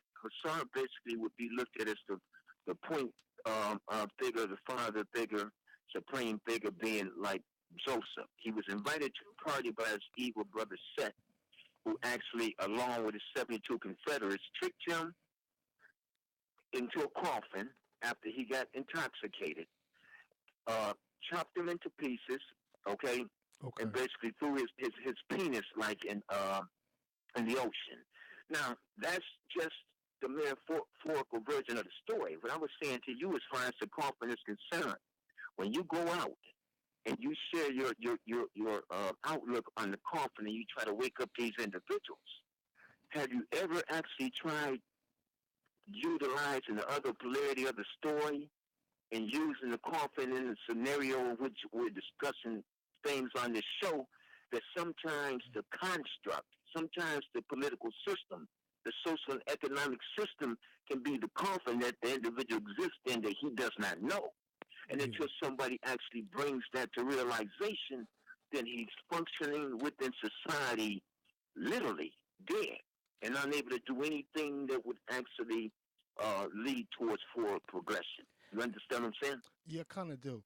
But check this out. See, a lot of times, if you don't know you're dead, you have to wake them up to let them know they're dead. See, one thing about the human being is you have to let him know that he's dead. See, people, what I'm looking for the word. I'm sorry, I'm looking for the awareness. Not awareness. But that's what it we basically adapt. is. No, we adapt to situations. We adapt to certain situations where we don't even realize. We're just so used to being dead that we don't even realize we're dead. Well, but that comes back to social engineering of your mind and the community. If the community is socially engineered to the point where they have you believing you can't make it, and they have you believe that you can't make this wall or you can't fix this street, then you begin to walk past those holes, and you begin to not look at the mortar and the brick. And you go back to what you were saying before about the master. Everybody has to understand Grandmama Hammer Biff, the master builder. Okay, we come from that. We build the buildings, the shrines, the temples, and all this. Okay, this is what goes back. Economic Bob, I wanted to talk to you about and let everybody understand this is that when you look at the situation of the community, there's four things that we said earlier that a community needs to survive: hospitals, a bank, schools, okay, And the groceries. and a grocery store. None of our communities have any of that, okay? And we are allowing this to happen. Back in the 60s and 50s, we couldn't go to the hospital. So you know what we did? We opened a black hospital and educated our kids with black doctors, okay? This is where we got to go back to thinking. Well, that's one thing I can't say about our church and our pastor. He promotes that. He Right. does promote that. You know what I'm saying? That- and Starting that's- your own businesses. You know what I'm saying? For real, he promotes that. You have to have an economic. If you don't have an economic device in the community or your own job where you can make revenue, and you have to look at this too. You have to invest back in the community, but you have to look at this. All our revenue is leaving the community. It's like a balloon with a hole in it. It only is going to hold the water for so long before all the water is gone. Once all the water is gone, there's nothing left for the community. I'm speaking more on holistic living though. You know what I'm saying? But like he just read the numbers that people spend on nonsense. Right, but if they took that, but see, it goes back to education. Okay, see, this is where we're losing out at. We are making excuses for what our people are doing, but they're not properly educated to know what they could do. Okay, if they knew that they could take that money and leave the bar and come out here with us, and instead of spending all that money in the bar on liquor, Some are and some aren't. 'Cause I know for a fact some are and some aren't. Okay, this is a story I say about. Yeah, that's the catch-22. Yeah, Everybody 15 ain't years gonna ago. be on board. You right? know, But everybody, but see, everybody, you know why everybody's not on board right now? Okay, 'Cause they're human because beings. if you go back into the 50s, no, I'm gonna say this. If you go back to the 50s and 60s, okay, let's just stop right here. Forget about what's going on right now. Okay, in the 50s and 60s, you only had one choice, okay, for the community, and that was to get on board and to survive with the people in your community. Okay. Right, but Sean, even back then, not everybody got on board. Right, Some not brothers everybody got on board, but right. guess what? The community, see, everybody's looking for everybody. It's not the community may only be 30%. The ones that's with him. Right. See, this is the bottom line. What we got to do, we got to go back to the old African village style. Okay, either you with us or you're not. If you're not with us, we move on and leave you there. Okay, that don't mean the village stop. The wheels of the train stop. Okay, we kick you off the train, and the other 90% keep on rolling. Okay, and guess what? Once you see us building the community up, and you see everybody else moving it up in the community, you're going to come on board because you're going to want to move up with them. We're allowing us to stop in the mud because JoJo don't want to get on the train. So since JoJo's not on the train, nobody wants to get on with him. Okay, nobody wants to move. We keep talking about crime.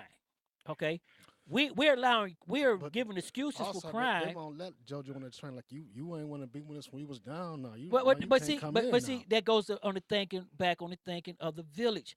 If we probably educate our You right. kids, Yeah, you're 100% education. Education starts everything. Martin Luther King, those kids got beat and walked over the street, but guess what? The next day, the next week, they walked that bridge. They walked. They kept going. They knew they was going to get beat. They knew, but the education, they brought them up there. I'm only where I'm at today. It's because my grandmother and my mother and them forced education. They made us go to school. They made us learn, okay? That's what we have to do to our kids.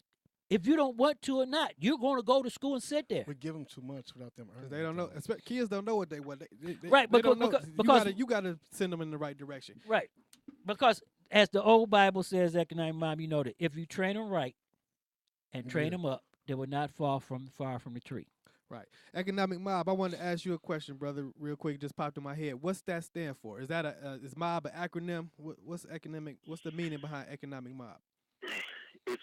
I got it from like one of our sisters. I can't say her name, but the mob is actually like mob of believers. Okay. And I put economics on the end, so I just use like economic mob that I believe, but I know that we can do a thing if we put our minds to it. And not only this, you have to look at this economic mob. And I want to say this is that the wealth for the black community has not grown none since the Civil War. That's over 150 years. That's crazy, but I find it hard to believe. It is. Look at it.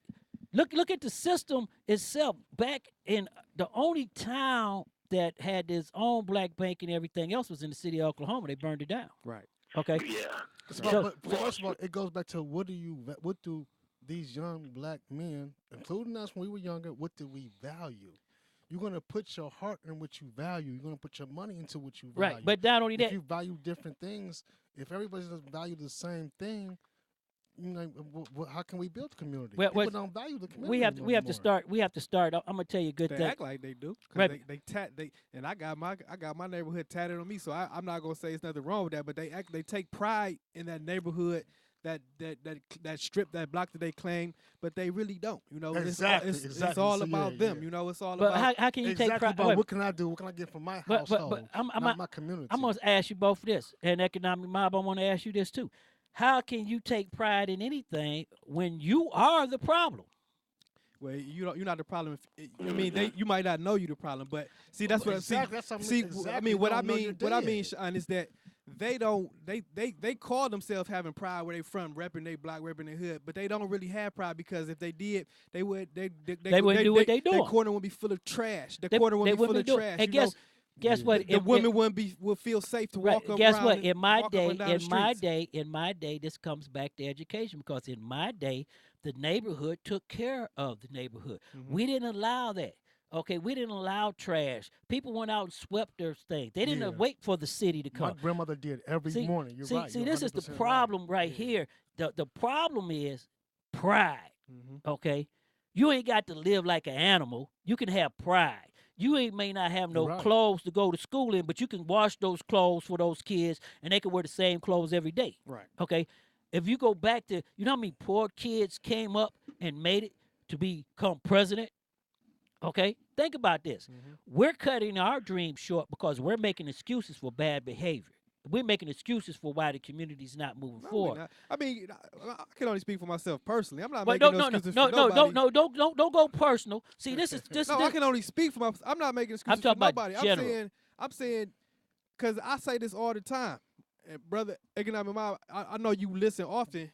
I say this all the time that, you know, it's not about being black. It's about being poor because I've said this countless times again. When the poor people in the ghettos were the Jewish and white and the Jewish and Irish and Italian immigrants, they were doing the same thing that the blacks and Latinos are doing now. It's not about race. It's about when you're poor, you're desperate, and you can go into some poor white neighborhoods and it's clean.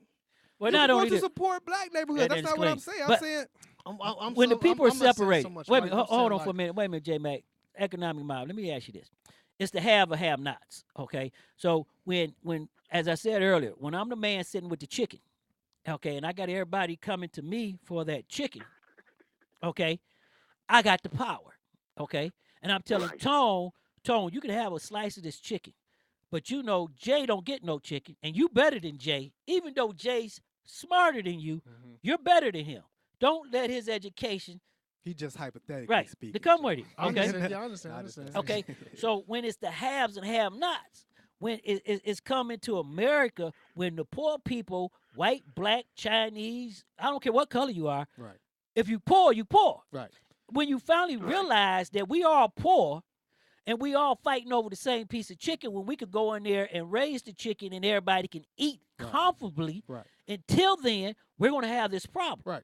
Okay, and this started back in 1861, back during the Bacon Rebellion. Okay, I keep going back here because this is where everybody fails to know their history. I think you limited to no, I think because you know why? Because you know why? If you don't go back to when race and class warfare started, you would never understand how to defeat it. Yeah, I get what you're saying. And we talked about that earlier about the Bacon Rebellion and the class warfare, the strategy and that's how it started. Okay, because it came over here. Let me say this to everybody. Everybody don't understand. Black men came from England as freemen and doctors, rich men. Right. Okay. The problem is why you don't hear from them or hear about them because they were British citizens. The British and the Crown had a law that no British citizen could be enslaved. If you did that, that was a death sentence. Okay, I don't care if you was the richest man in the world. You couldn't enslave me. Okay, now when people came over here, they didn't come over here as slaves. Okay, this is where our history is spewed at. Okay, some came over here as rich mans. Some came over here as educated mans. Some came over here as Masons. Okay, some came over here as Moors. The Moors. Okay, now Moors, what everybody don't understand. In Britain, there wasn't a color. If you was British, black, British, white, you was British. The class British had was if you was poor, they thought you had a disease. Okay, they institutionalized you or they killed you. Okay, now it wasn't black or white. The Moors were the people that came over from Egypt that was coming from a different race. Okay, when they came to America, your slaves that we know are slaves came from the West Indies because that's where they brought the slaves up at from. And those wasn't really slaves because they was educated. Right. Okay. And it's just easier to categorize them because they black because of the color of their skin. No, boy, they weren't even black. They was Latinos. They was West Indies. Black. And they was black. They could talk. They could talk French. They could talk 4 different languages. They could communicate with their slave owners. Okay. The problem which happened is that when the indentured servants came up here to America, okay, at some point in time, you had to give them a slice of the American pie. Okay, that's they was unskilled. Right, they was unskilled, and that's why they brought on a labor perfection that the other people who had been here had mastered. Therefore, they didn't have the skills, and they actually was isolated to living like by the creeks, near forestry. Life expectancy level was low. Teeth was rotting out, and they were looked at as being extremely savage individuals. Now, what Sean L. said about those individuals who were educated, if you've seen the movie 12 Years a Slave, where they would knock you over the head, and then they would bring you from the north, where slavery wasn't at, then they'd bring you down into the south, and then some even went as far as to like knock people over the head and bring them like and use the Mississippi River. And then change it on their law to act as though they came across like the transatlantic, right? Bringing individuals. And then you have to look at this economic model, what everybody to understand about the history thing as we go into this. What you have to look at is that people sit back and at that point, the crown had to make a decision. We can't have you taking over no more. So how are we going to stop this from ever happening again? Okay, that's where class warfare came in. That's where they told Mac, he was better than Tony Stone, okay? Yeah. And that's what we've been dealing with ever since. So for us to fight that, okay, we have to understand our kids are more racial tolerant than they have ever been. Okay, we have more interracial marriages, more interracial kids. So it's not that our kids are not there. We're letting the 30% run the 70%, and that's the problem. And we're allowing our kids, and I'm gonna say this, us when I say us, the village, not to educate our kids. That's the first failure of the community. Failure to educate your kids. Okay, we're not teaching them history. We're not teaching them to come into the workforce. We're allowing them to drop out of school in the 7th, 8th, 9th grade. Any kid that drop out of school in the 7th, 8th, 9th grade has lost the American dream. There's no way for us to even say that he's going to be productive. There's no way for us to even say that he's going to I will have to understand. disagree on that because why? How you going to disagree with that? Because the the soul of the human spirit. There's a lot of success stories of kids who didn't. But they had to come back into the system. Okay, but that alone is not losing the American dream. Okay, it's a break in the system. It's a flaw in the system where it happens like that. Okay, because look at our prisons. Tom, wait a minute, hold on, stop right there. Look at our prisons. Okay, look at the juvenile justice system right now. It's packed to the rafters more than it's ever been. Okay, once we allow one of our kids to drop out of the school in the 7th grade, okay, or 8th grade, we're giving up on him. Now, whether he comes back and make it and pull his bootstraps up, or he go through the thing. 7th, 8th grade, how's she gonna stop him? Okay, but even if she tried to, see, there's one problem. Sean, I'm not disagreeing with you. I'm just saying I was just disagreeing that it's not the end of the American dream if that happens. There's always chance. There's always hope. I'm saying that's all I was saying. How he going to get back in once you get off the train. This is a format that he's going to have to come to his senses sooner or later. This is the format that you can use. If I fall off the train, that train ain't coming back to get me.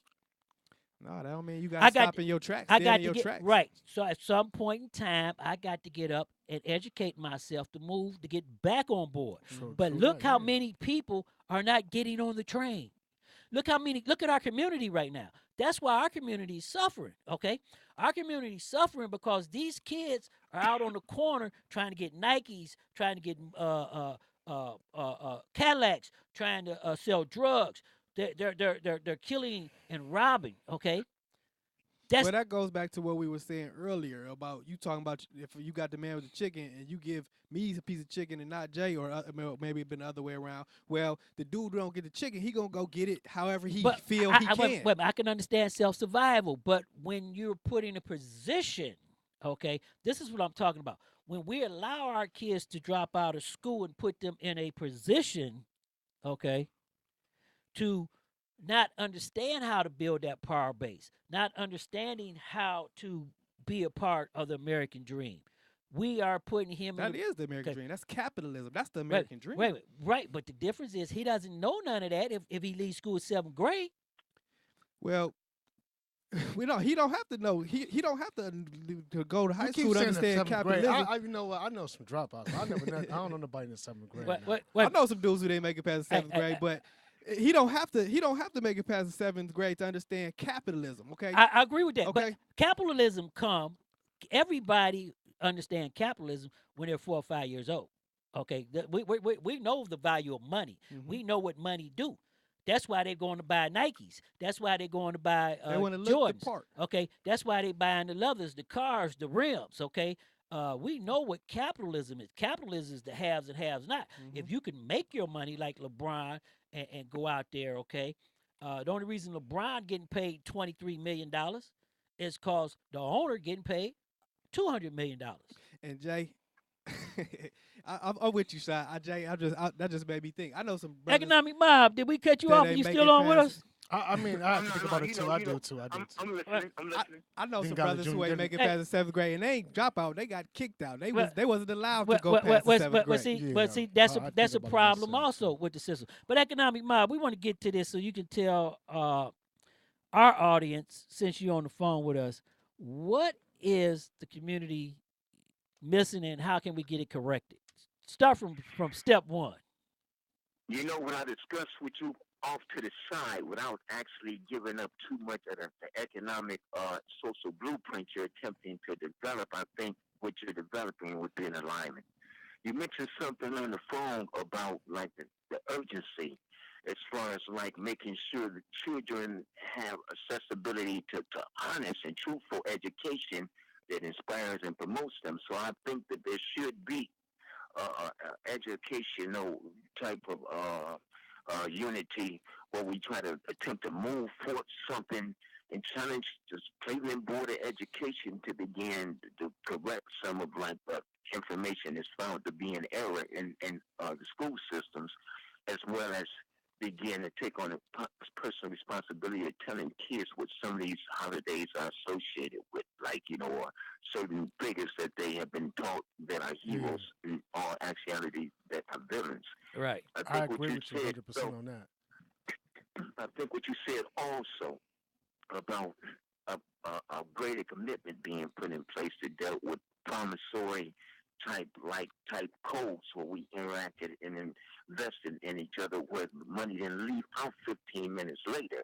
Even if we needed to actually establish online stores where we patronize each other to be able to generate money in the community but make an attempt to keep it in the community. Right, reinvest. Investment pools as far as real estate purchases are concerned, and also some of these individuals who are Indian, Arabic, and of Chinese persuasion who have these businesses or these hair care stores that sell products that target us, it's time for them to begin to allow us an opportunity to enter into that arena as well. But that's just a few things. I'm going to let you take care of putting the blueprint together. Well, I said this before, and I say this again. The number one step that everybody has to take is that we have to close the school-to-prison pipeline.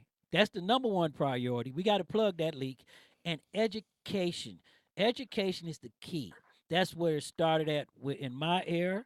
That's where we lost it at when we allowed our kids again, and I keep saying this, dropping out of school in the 7th, 8th grade and not forcing them back into school or forcing them up into the education area. Even in prison, and I'm going to say this for everybody there, even in prison, we have to force our kids to do education, to rehab them, to put them in a position when they come out, they have some type of skills to come into the community and be productive. Sean L., there is so much education in prison. Well, I know that, but I understand what you're saying. I mean, if a child, I mean, a lot of times if a child isn't going to be interested in education, a lot of times when they're an adult, they're not going to be interested in education. Well, that's why we have to take them and make. But Sean made a good point.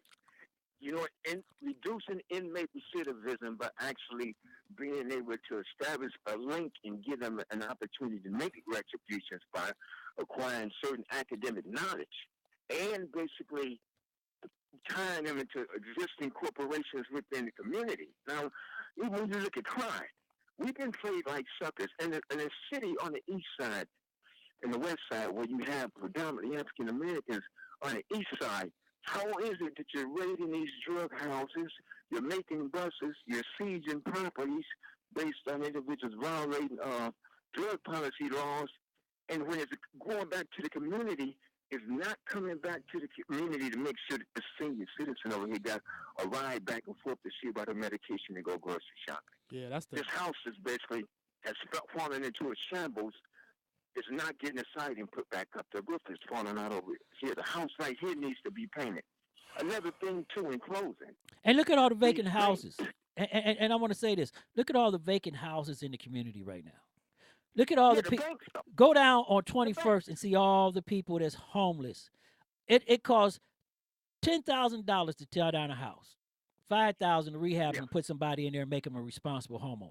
Okay, look, and I go to the church, and I want to say this because I hit the church before, and J Mac brought up the church and the good things he's doing.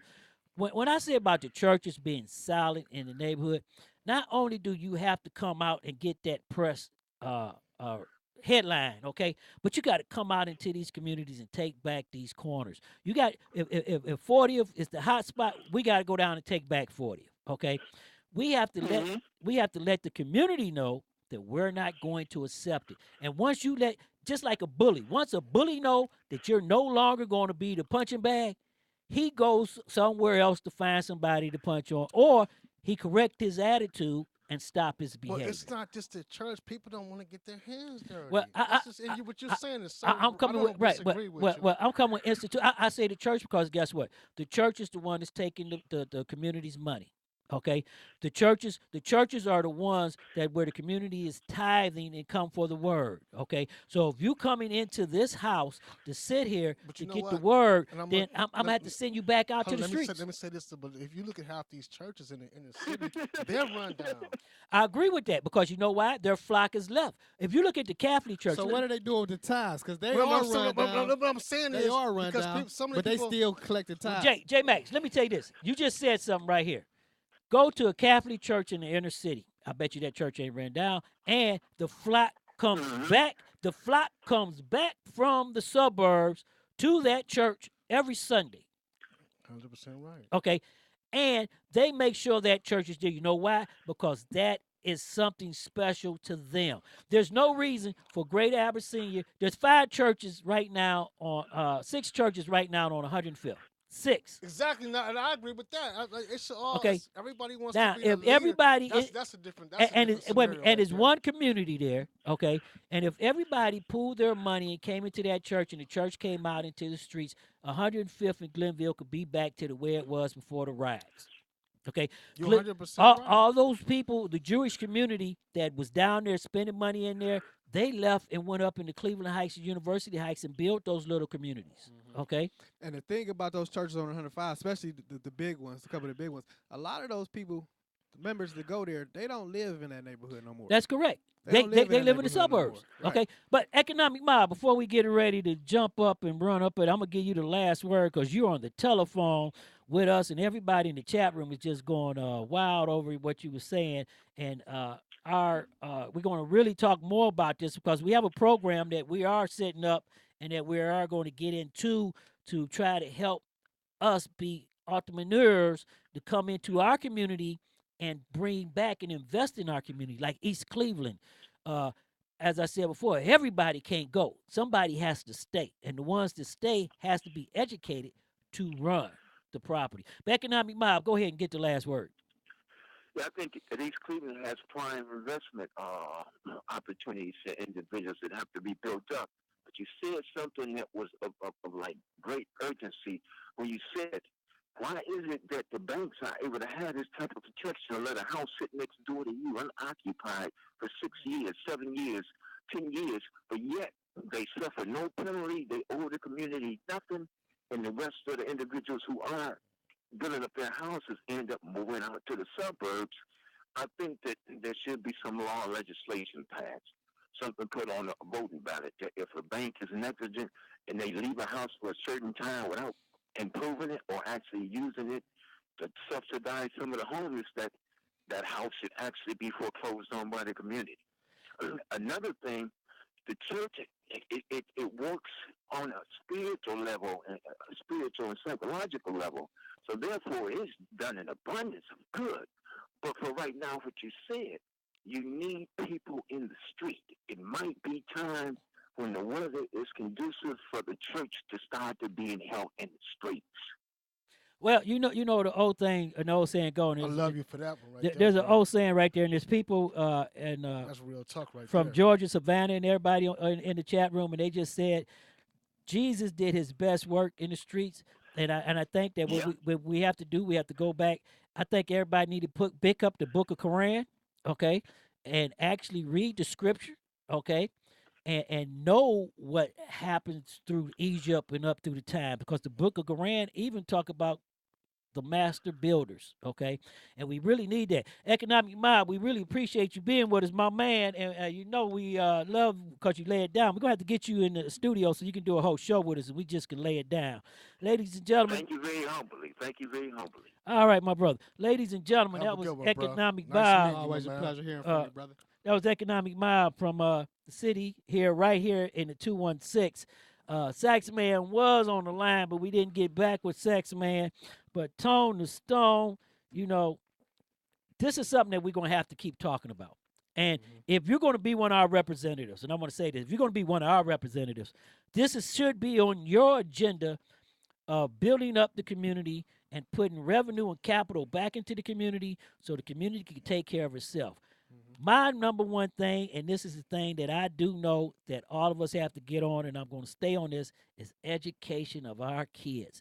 I'm not going to stop beating that drum. We got to educate our kids. We got to make sure that they understand that they have a place here in America's dream and they can do productive things, and that there is somebody that has done something and they can be president. Okay, and we went too far when we said your mama said anybody can grow up and be president, Tony Stone. We went too far with that, okay? But we can't correct that. Well, obviously they can. If Trump made it, anybody. Well, that's what I said. That's what I said. We went too far. But Tony Stone. Big, I can't lose. Sugar bow down, I'm the next to rule, but I'ma stay on the cool, remain on the under, cause like Andre 3000, your boy's ice cold. Ain't no limit to the gimmicks and ways to make money. No limit to the just to act funny when you get that cake, cause you spit that way. They may love you tomorrow when they hate you today, but yo, that's the way the story goes, so I was told. Following the ramble down the yellow brick road, please believe at the end ain't no pie to go. Just some platinum beats from the Cleveland streets. Hey everybody, I'm your host, Sean. You know, today was really a productive night. I really appreciate that conversation that we went right into about our community. Economic Mob, that brother really laid it down. We're going to get him into the studio. J Mac, I want you to get into the barbershop, and I want you to bring us the good things back out to us, and we appreciate J Mac sitting in the thing. J Mac, what you got to say? I'm just sitting back. I'm just listening, man. I like the what's his name? Economic Mob. Economic Mob. Mob. Yeah, I was really like blessed by his comments and everything. I appreciate you, brother, if you're still listening. Tone the Stone, come on with it. it would still be hard even if it was economic Bob, but it was economic Bob. Oh, Hey. there you go, Tone. You know what? Hey, wait a minute, Tone. Hey, Nobel. Hey, we got Nobel in the house in the chat room right now, Facebook Live from Australia. We are in Australia being watched right now. Nobel, hey, we appreciate you being with us, and I hope you got all your people in there letting them know that this is your home and watching us. Facebook Live. Tone the Stone, what you got to say? That's my man. I love that guy right there. Everybody listening all around the world, all around the country, all around the city, wherever you at. Thank you. And this was another good conversation. We need to keep it going. That's the only way. We got to talk about it before we can make it happen. Hey, Nabel, I feel special. We got people in the chat room from Australia with us live on Facebook Live. That is a blessing. Hey, I want everybody to understand that today's conversation is one that we're going to carry forward, and we're going to continue to carry forward. So you're going to hear from us a lot about it. Hey, and as usual, peace, love, and happiness. And do the right thing. See ya.